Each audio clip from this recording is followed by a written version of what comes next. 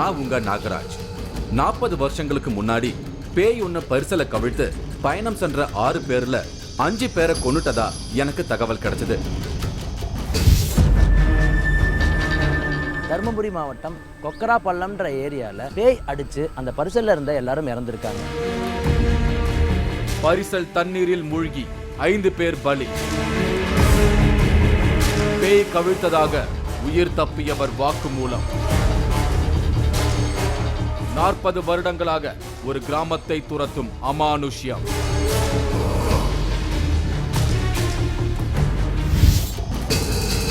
தருமபுரி மாவட்டம் பெண்ணாகரம் தாலுகாவில் இருக்கு வெள்ளமன்காடு கிராமம். இந்த ஊரை சேர்ந்த 6 பேரு 40 வருஷங்களுக்கு முன் பரிசல்ல போயிட்டு இருக்கும்போது பேய் வந்து பரிசலை கவிழ்த்து விட்டதாகவும் அதுல 5 பேர் இறந்துட்டதாகவும் நான் கேள்விப்பட்டேன். காவிரி ஆத்துல கொக்கராப்பள்ளம் அப்படிங்கிற இடத்துல தான் அந்த பயங்கர விபத்து நடந்தது. இதுக்கு காரணம் அந்த பகுதியில இருக்கிற பேய் தான் இந்த பகுதி மக்கள் உறுதியா நம்புறாங்க. 40 வருஷங்களுக்கு அப்புறமும் இன்னமும் அந்த பகுதியில பேய் நடமாட்டம் இருக்கிறதா அந்த பகுதி மக்கள் நம்புறாங்க. அந்த பரிசல் விபத்துல இருந்து உயிர் தப்பிய பெரியவர் இன்னமும் அதே ஊர்ல தான் உயிர் வாழ்ந்துகிட்டு வரதா எனக்கு ஒரு தகவல் கிடைச்சது. பேயை நேர்ல பார்த்த அந்த பெரியவரையும் அந்த கிராமத்தை சேர்ந்தவங்களையும் பார்த்து இன்னமும் அந்த ஊர்ல பேய் இருப்பது உண்மைதானான்னு தெரிஞ்சுக்கத்தான் இப்ப நான் போயிட்டு இருக்கேன்.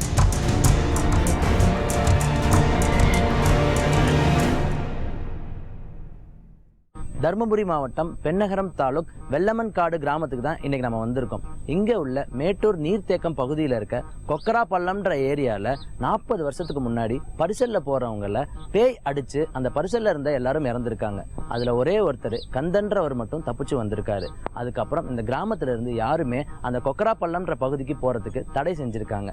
கந்தன் அவர்களை சந்திச்சு என்ன நடந்தது அப்படின்றத இன்னைக்கு நம்ம பார்க்க போறோம். வாங்க. 40 வருஷத்துக்கு முன்னால பேய் கவிழ்த்த பரிசல்ல இருந்து உயிர் தப்பிய அந்த பெரியவரை தேடித்தான் நான் போயிட்டு இருக்கேன். அப்பதான் அங்க தின்பண்டங்கள் வித்துக்கிட்டு இருந்த ஒரு பாட்டிய பார்த்தேன். இவங்க பேரு பாக்கியம். 40 வருஷத்துக்கு முன்னாடி பேய் கவிழ்த்த பரிசல்ல உயிர் இழந்தவங்கல்ல இவங்க கணவரும் ஒருவர்னு இவங்க கிட்ட பேசும்போதுதான் எனக்கு தெரிய வந்துச்சு. அவங்க இன்னமும் விபத்து நடந்த அந்த இடத்துல பேய் இருக்கிறதா நம்புறாங்க.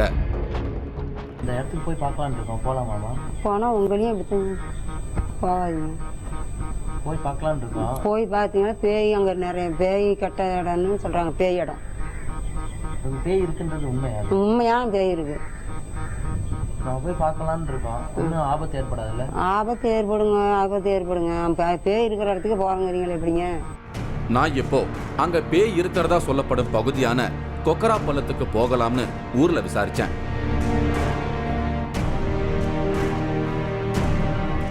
அங்க போனா அந்த பேயால எனக்கு ஆபத்து ஏற்படும்னு எச்சரிச்சாங்க.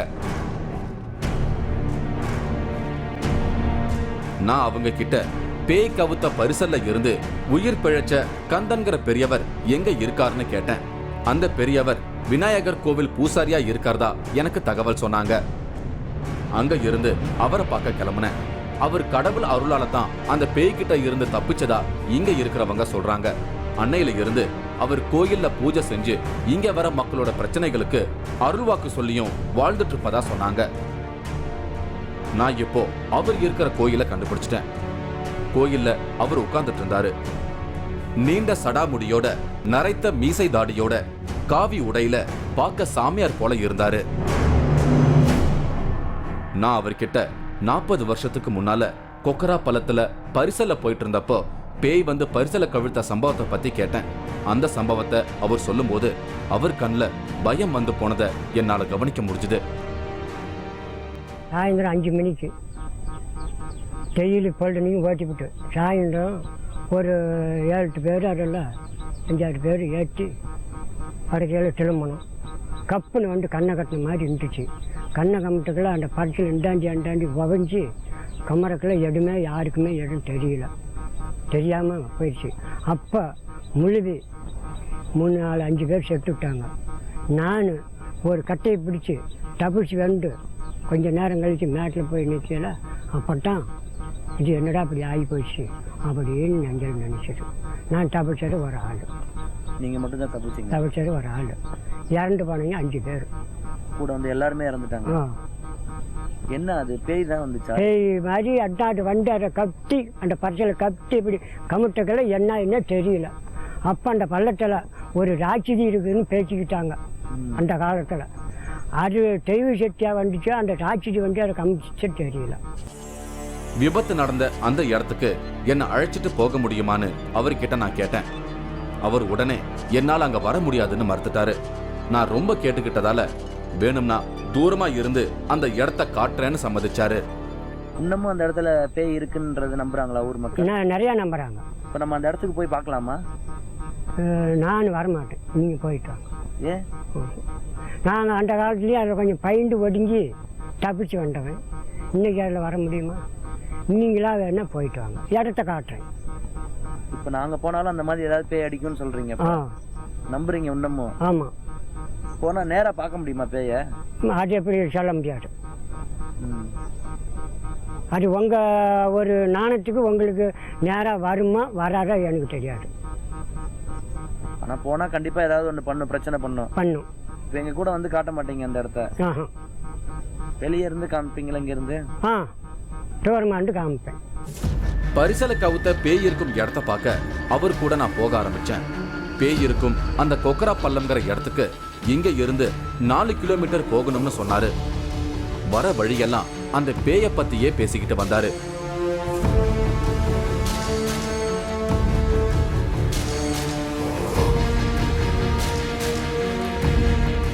திடீர்னு ஒரு இடத்துல நின்னவரு அங்கதான் பேய் இருக்கிற கொக்கரா பள்ளம் இருக்குன்னு காட்டினாரு. அதுலேருந்து 4 கிலோமீட்டர் போனா அந்த கொக்கரா பள்ளம் போகும். அந்த இடத்த காட்டினவரு இதுக்கு மேல நான் வரமாட்டேன்னு சொல்லிட்டாரு. நான் அவர்கிட்ட அங்க இருக்கிற பரிசல்காரங்க என்ன கொக்கரா பள்ளத்துக்கு கூட்டிட்டு போவாங்களான்னு கேட்டேன்.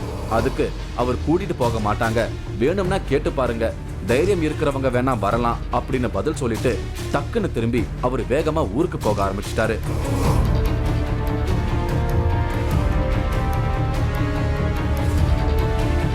நான் அங்க இருந்து பரிசல் இருக்கும் இடத்துக்கு போனேன்.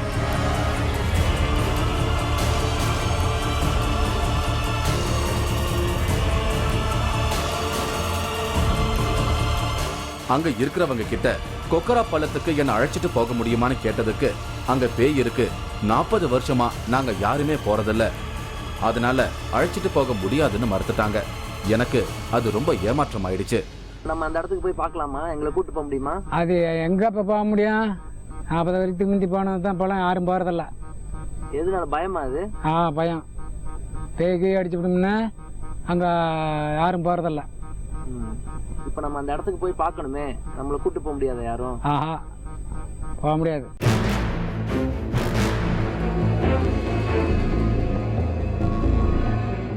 நான் எப்படியாவது அந்த பேய் இருக்கிற கொக்கரா பள்ளத்துக்கு போயே ஆகணும்னு முடிவு பண்ணிட்டேன். ஆனா பரிசல்காரங்க இல்லாம எப்படி போறதுன்னு நான் குழம்பி போயிருந்தப்பதான் அந்த இடத்த நான் பார்த்தேன். காவேரி கரையோரத்துல அமைஞ்சிருக்கிற இந்த மலையில ஒரு குகை இருந்துச்சு. நான் விசாரிச்சப்பதான் அது அகத்திய முனிவர் தங்கி இருந்த குகைன்னு தெரிய வந்துச்சு.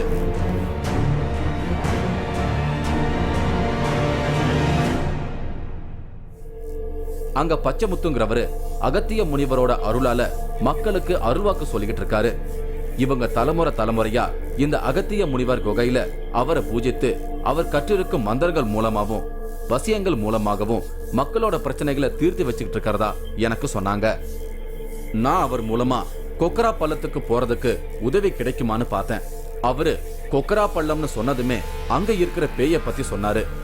இந்த கொக்கரா பள்ளம்னு ஒரு இடத்துல வந்து நம்ம இது பரிசல்ல போகும்போது ஒரு 40 வருஷத்துக்கு முன்னாடி அடிச்சு இறந்துட்டதா சொன்னாங்க. தெரியுமா? அதை பற்றி வந்து நாங்கள் ஏற்கனவே அதை சொன்னாங்க.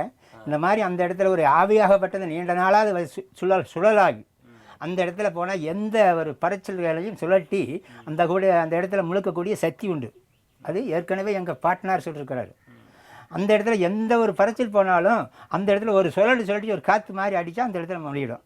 அவர் தன்னுடைய மந்திரத்தின் மூலமா அந்த பேயை அழிக்க முடியாது, ஆனா அகத்திய முனிவரோட அருளாலும் தன்னுடைய மந்திரத்தாலும் அந்த பேயை கட்டுப்படுத்த முடியும்னு சொன்னாரு. அதுக்கு ஒரு பூஜை செய்யணும்னு அந்த பூஜைக்கான பொருட்களை என்னை வாங்கிட்டு வர சொன்னாரு.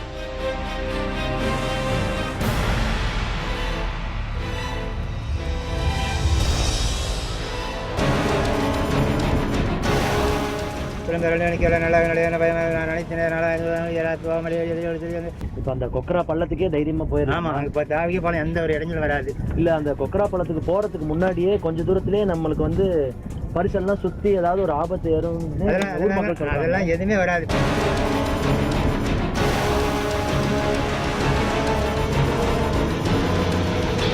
ஆச்சி மசாலா வழங்கும் 3வது கண் இடைவேளைக்கு பின் தொடரும்.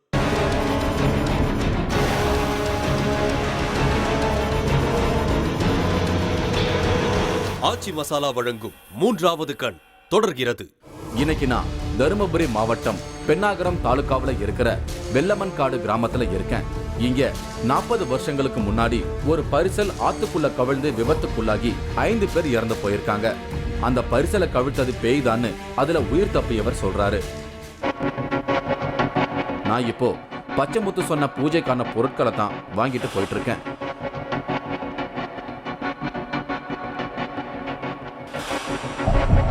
அவர் ஏற்கனவே பூஜைக்கு தயாரா இருந்தாரு.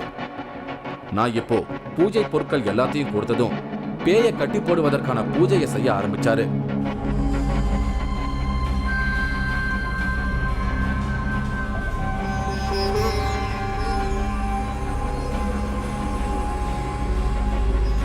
அவர் ஒரு சிகப்பு நிற கயிறுல சில குச்சிகளை கட்ட தொடங்கினாரு.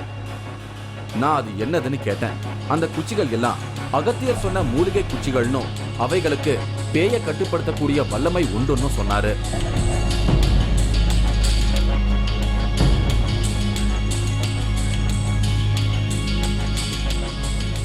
அவர் சோழிய போட்டு பார்த்தாரு. அதுல வந்த ரிசல்ட் அவருக்கு திருப்திகரமா இல்லைன்னு எனக்கு தோணுச்சு. அதே மாதிரி அந்த சோழிய பார்த்துட்டு ஒரு ஆபத்து காத்திருக்குதுன்னு சொன்னாரு. ஏதோ ஒரு விபத்து இருக்குப்பா, அதனால வந்து இந்த எந்திரத்தை நீங்க கட்டிக்காம பாதுகாப்பா எந்த ஒரு இடைஞ்சலும் வந்து அணுகாது. எனக்கு அதை கேட்டதும் திக்குன்னு ஆயிடுச்சு. ஆனா அவர் பயப்பட வேண்டாம்னு சொல்லி அகத்திய முனிவரின் மந்திரங்களை உச்சரிச்சு எனக்கு ஆபத்து வராம இருக்க ஒரு தாயத்தை கட்டி விட்டாரு.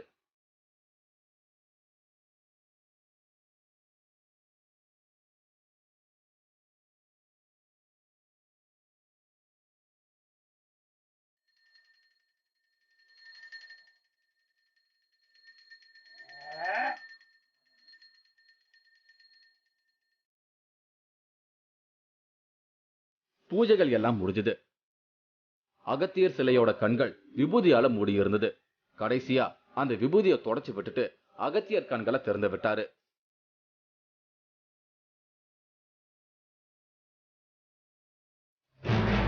இனிமே நாம கொக்கரா பழத்துக்கு போகலாம்னு சொன்னாரு. அகத்தியரின் அருளால நான் அந்த பேய குறிப்பிட்ட நேரத்துக்கு கட்டி வச்சிட்டேன். அதனால இனிமே அந்த பேயால நமக்கு ஆபத்து கிடையாதுன்னு சொன்னாரு. ஆனா குறிப்பிட்ட அந்த நேரத்துக்குள்ள கொக்கரா பழத்துக்கு போய் நாம திரும்பிடணும். இல்லனா அந்த பேயால ஆபத்து வர வாய்ப்பு இருக்குன்னு என்ன பயமுறுத்தினாரு. அங்கிருந்து நாங்க கொக்கரா பழத்துக்கு போக தயாரானோம். காவேரி கரையோரம் இருக்க இந்த மலையில அகத்தியர் வந்து தவம் செஞ்ச இந்த இடத்துல பச்சைமுத்துன்றவர் குறி சொல்றதா கேள்விப்பட்டோம். 40 வருஷத்துக்கு முன்னாடி கொக்கரா பள்ளன்ற இடத்துல பேய் அடிச்சு பரிசலில் போன எல்லாரும் இறந்துட்டதா கேள்விப்பட்டோம். அந்த இடத்துக்கு நம்ம போகலாம் அப்படின்னு முடிவு பண்ணும்போது ஊர் மக்கள் எல்லாரும் நம்மளை பயமுறுத்தினாங்க. அங்கே போனீங்கன்னா கண்டிப்பாக உங்களுக்கு ஆபத்து ஏற்படும் அப்படின்னு சொன்னாங்க. அதனால பச்சைமுத்துவை சந்திச்சு அவர் குறி கேட்கலாம், அங்கே போனால் என்ன நடக்குமா அப்படின்றத கேட்டோம். அவர் என்ன சொன்னார் அப்படின்னா, அந்த இடத்துல இறந்து போன ஆத்மாக்கள் இன்னமும் இருக்காங்க, நீங்கள் போனீங்கன்னா கண்டிப்பாக உங்களுக்கு ஆபத்து ஏற்படும் அப்படின்னு சொன்னார்.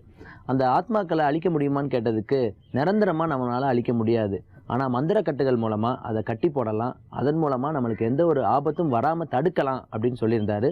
அதன்படி ஒரு சில பூஜைகள்லாம் பண்ணார். அப்படி பண்ணிகிட்டு இருக்கும்போதே சோழி போட்டு பார்த்து திடீர்னு நம்மளுக்கு ஏதோ ஒரு ஆபத்து காத்துட்ருக்கு அப்படின்னு சொல்லிட்டு எனக்கு இந்த தாயத்தை கட்டி விட்டார். எனக்கு மட்டும் இல்லை, இப்போ நம்ம ஷூட் போகிற நம்ம டீமில் இருக்க எல்லாருக்கும் இந்த தாயத்தை கட்டியிருக்காரு.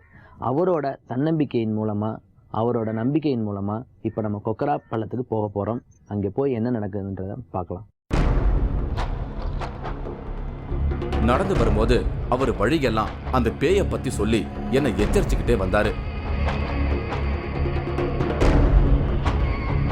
நாங்க ஒரு வழியா பரிசல் இருக்கும் இடத்துக்கு வந்து சேர்ந்தோம். நாங்க அங்க இருந்த பரிசல்காரங்க கிட்ட கொக்கரா பழத்துக்கு போகணும்னு சொன்னதுக்கு அங்க பேய் இருக்கு, அதனால வர முடியாதுன்னு மறுத்துட்டாங்க. எனக்கு மறுபடியும் ஏமாற்றம் ஆயிடுச்சு. அப்பதான் பச்சைமுத்து கூட வந்த நண்பர் தனக்கு பரிசல் ஓட்ட தெரியும்னு சொன்னாரு. ஆனா அவர்கிட்ட பரிசல் இல்ல. என்ன பண்ணலாம்னு யோசிச்சுட்டு இருந்தப்போ ஒரு பரிசலை வாடகைக்கு எடுத்துட்டு வந்து போகலாம்னு சொன்னாரு. அவர் பரிசலோட வர வரைக்கும் நாங்க அந்த கரையிலேயே காத்துக்கிட்டு இருந்தோம். எனக்கு நேரம் ஆக ஆக கொக்கரா பழத்துக்கு போறதுக்குள்ள எங்க இருட்டிருமோன்னு பயமா இருந்தது. அந்த நண்பர் எப்படியோ ஒரு பரிசலை புடிச்சு எடுத்துக்கிட்டு வந்தாரு. நானும் பச்சைமுத்துவும் அந்த பரிசல்ல ஏறி கொக்கரா பழத்தை நோக்கி போக ஆரம்பிச்சோம். எனக்கு உள்ளுக்குள்ள ஒரு சின்ன உதறல் இருந்துகிட்டே இருந்தது. ஏன்னா எனக்கு நீச்சல் வேற தெரியாது. பச்சைமுத்து கூட இருக்கிற தைரியத்துல கொஞ்சம் மனசை தேத்திக்கிட்டு அந்த கொக்கரா பழத்துல அப்படி என்னதான் இருக்குன்னு தெரிஞ்சுக்க நான் போயிட்டு இருந்தேன். இன்னும் எவ்வளவு தூரம் போகணும்னு கேட்டதுக்கு 3 கிலோமீட்டர் இருக்குன்னு சொன்னாங்க. எனக்கு இன்னும் கொஞ்சம் பயம் அதிகரிக்க ஆரம்பிச்சிடுச்சு. ஏன்னா இப்பவே பொழுது நல்லா இருட்ட ஆரம்பிச்சிருச்சு. அப்போ திடீர்னு பச்சைமுத்து ஏதோ ஆபத்து வருதுன்னு சொல்லி பதட்டமானாரு.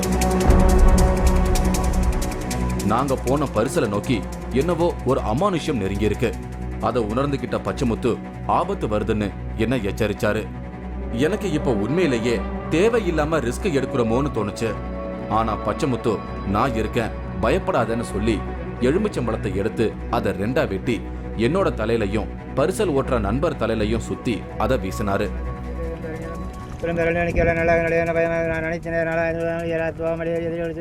வெட்டி உதப்ப பச்சை அச்சுதானந்த பச்சை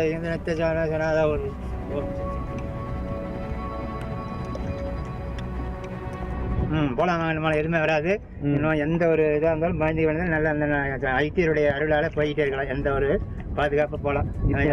இப்போ அந்த கொக்கரா பள்ளத்துக்கே தைரியமா போயிடலாம். ஆமாம், இப்போ தாவிக்க போகலாம், எந்த ஒரு இடைஞ்சலும் வராது. இல்லை, அந்த கொக்கரா பள்ளத்துக்கு போகிறதுக்கு முன்னாடியே கொஞ்சம் தூரத்துலேயே நம்மளுக்கு வந்து பரிசல்லாம் சுற்றி ஏதாவது ஒரு ஆபத்து ஏறும் அதெல்லாம் எதுவுமே வராது. இப்போ மந்திரம் சொல்லியாச்சு. இந்த அகத்தியருடைய மந்திரம் அவருடைய கூடவே வருவார். அவருடைய எந்த காட்சி அளிப்பார், எந்த ஒரு சமாச்சாரம் எந்த ஒரு விபத்துகளும் நடக்காது. நம்ம போயிடலாம், போயிட்டு இருக்கலாம், தைரியமாக போகலாம். காலையிலேருந்து மேகமூட்டம் இல்லை, எதுவுமே இல்லை, நல்ல வெயில் அடிச்சு இப்போ பார்த்தா மழை பெய்யுது. எனக்கே கொஞ்சம் ஒரு பதட்டமாக தான் இருக்கு.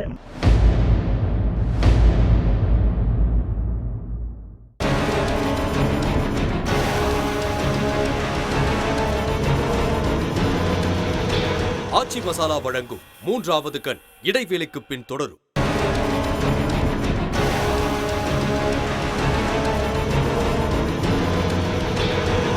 ஆச்சி மசாலா வழங்கும் 3வது கண் தொடர்கிறது. நான் இன்னைக்கு தர்மபுரி மாவட்டத்துல இருக்கிற வெள்ளமன்காடு கிராமத்துல இருக்கேன். இங்க 40 வருஷங்களுக்கு முன்னால பரிசல் கவிழ்ந்து 5 பேர் இறந்துட்டாங்க.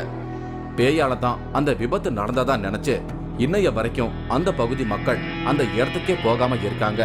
இப்போ நான் பேய் இருக்கும் அந்த கொக்கரா பள்ளம் பகுதிக்கு தான் போய் பார்க்கவிருக்கேன். நாங்க இப்போ கிட்டத்தட்ட கொக்கரா பள்ளத்துக்கிட்ட நெருங்கி வந்துட்டோம். அப்போ திடீர்னு மழை தூர ஆரம்பிச்சது. எனக்கு அது ஏதோ அமானுஷ்யமா பட்டுச்சு.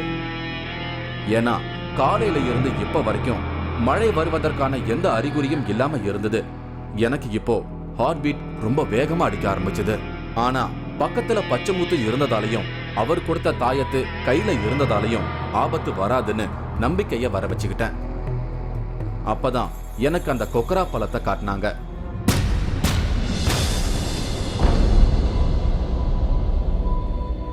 கொக்கரா பள்ளத்தை வந்தாச்சு நம்ம. ஆமாம், வந்தாச்சு. இதுதான் கொக்கரா பள்ளம். ஆமாம், இதுதான் கொக்கரா பழம். அப்போ இந்த இடத்துல வரும்போது காற்று கீத்து மழை கீழே எதுவுமே கிடையாது. தன்னை போல் வந்த பரிசல் அப்படியே ஒரு 5 பேர்த்தோட பரிசல் முழுகிடுச்சு இந்த இடத்துல. முழுவதும் அந்த இடம் அந்த கந்தங்கிற ஒரு ஆள் மட்டும் அந்த 5 பேர்த்துல தப்பிச்சு அந்த கரையை போய் ஏறினாரு. அந்த இடத்துல அந்த பாறையில் தப்பிச்சு வந்திருக்கு. அந்த பாறையில்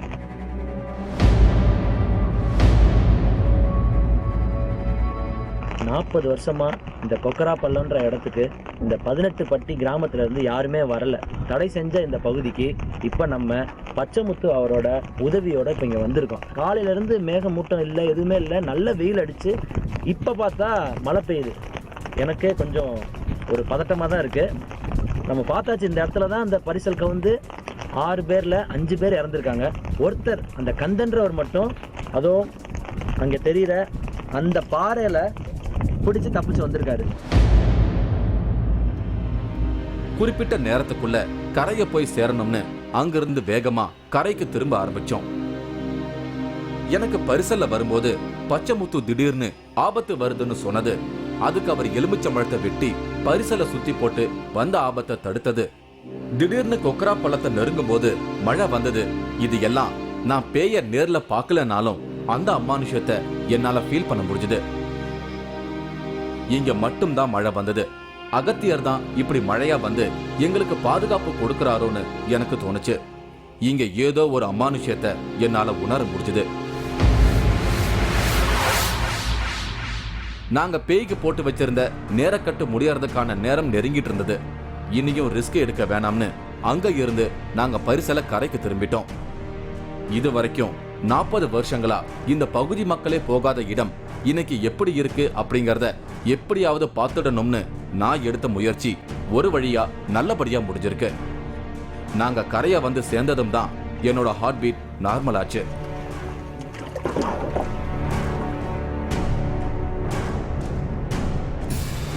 நாற்பது வருஷமா ஊர் மக்களே போகாத அந்த பேய் இருக்கும் கொக்கரா பள்ளத்துக்கு நான் போயிட்டு வந்ததை நினைக்கும் போது கொஞ்சம் பெருமையா இருந்தாலும் உள்ளுக்குள்ள இன்னமும் அந்த பயம் இருக்கத்தான் செய்யுது.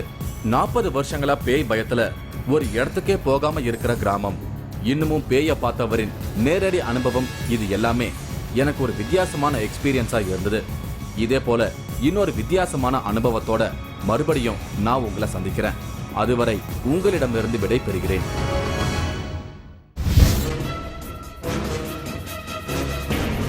ரெக்கையோடு வானில் பறந்த உருவம், வேற்று கிரக வாசிகள் வந்ததாக பரபரப்பு. நான் இப்போ ஆந்திர மாநிலம் நெல்லூரில் தான் இருக்கிறேன். இரவு நேரத்தில் வித்தியாசமான உருவங்கள் வானத்தில் பறக்கிறதாகவும், இதனால் அந்த பகுதியில் இருக்கிற மக்கள் இதை பார்த்து ரொம்ப பயந்துருக்காங்க.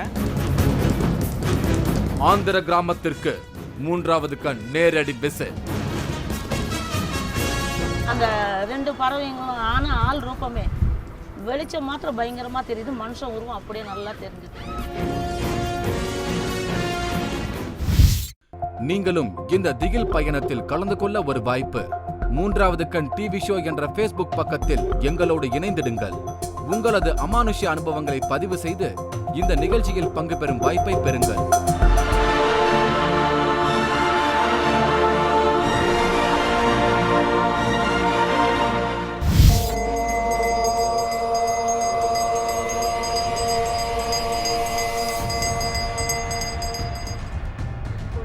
என் சொத்து பூராமல் வந்து அண்ணன் வச்சுருக்கேன். எனக்கு பலவிதமான தொழிலெல்லாம் கட்டி வச்சு நிம்மதி இல்லாத வாழ்க்கையை நீ வாழ வச்சுக்கிட்டு இருக்கேன்.